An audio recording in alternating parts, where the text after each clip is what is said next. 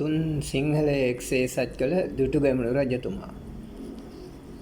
ලංකාවේ රජකම් කළ අසේල රජු මරා දකුණු ඉන්දියාවෙන් පැමිණි දෙමළ ආක්‍රමණිකයෙකු වූ එළාර ලංකාවේ විශාල ප්‍රදේශයක බලය අල්ලාගෙන රජකම් කළේය. ඔහු ඊටාම දරුණු ලෙස ජනතාවට පීඩා ඇති කළේය. බුදු සසුන විනාශ කිරීමට විවිධ උපාය උපක්‍රම යෙදීය.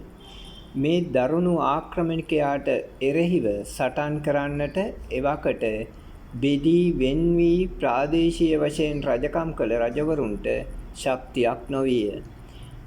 රුහුණු රටේ රජකම් කළ කාවන්තිස්ස රජු මේ සඳහා ඉතා ක්‍රමානුකූලව කටයුතු කළ අයෙකි.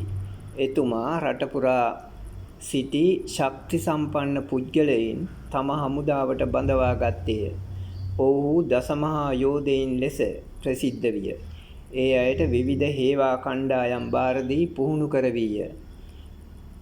තම බලය සහිත ප්‍රදේශයේ සියලුම කුඹුරු වගා කරවීය.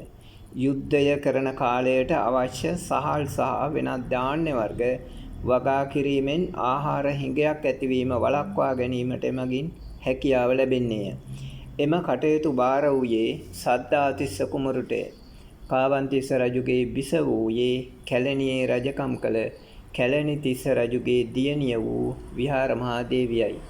දුටුගැමුණු කුමරු වැඩිමහල් පුතා වූ අතර දෙවිනි පුතු සද්ධාතිස්ස කුමරුය.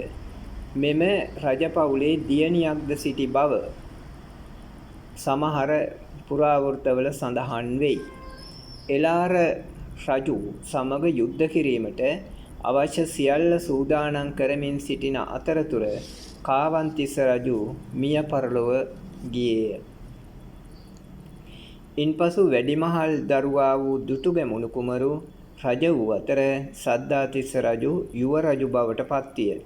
ඉන්පසු එළාර සමග ඉතා දරුණු සටනක් ආරම්භ කරන දුටුගැමුණු රජුට මෙම යුද්ධය විවිධ ජයග්‍රහණ හා පරාජයන් මැද මාස ගණන් ඉදිරියට ඇදී ගියේය.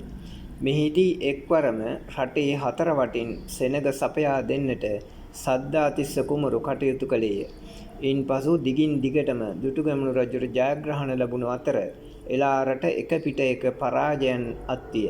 අවසානයේදී තම සියලු ශක්තිය යොදවා දුටුගැමුණු රජුට මුහුණ දෙන්නට එළාර රජු තීරණය කළේය. එහෙත් ඔහුට ජයග්‍රහණය අත් නොවිනි. දුටුගැමුණු කුමරුගේ කඩු පහරින් එළාර යුද පිටියේ මැරී වැටුණේය. ජයග්‍රහණය ලද දුටුගැමුණු කුමරු සතුරාටද ගෞරව කළ යුතුයැයි පවසා එළාර රජු මිහිදන් කොට එළාර සොහොන බැන්දවිය. එදා දුෂ්ට පාලකයෙකු ලෙස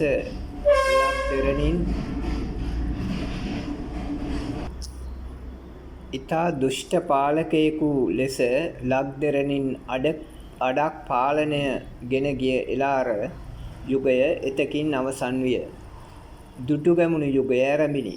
මෙම ජයග්‍රහණය දුටුගැමුණු රජගේ තනි ජයක් වන අතර ඒ සඳහා කාවන්තිස්ස රජුගේ දූරදර්ශී ක්‍රියා පිළිවෙත තම සහෝදරයා වූ සද්ධාතිස්ස කුමරුගේ සහාය, තම මෑණිය සහ නැගණියගේ ආශිර්වාදය, ජනතාවගේ කැපවීම සහ ජනතා සහාය, විශේෂයෙන්ම මහා සංගරුවනේ අවවාද අනුශාසනා සහ සහයෝගය මේ යුද්ධයේ ජය ගැනීම සඳහා හේතු විය.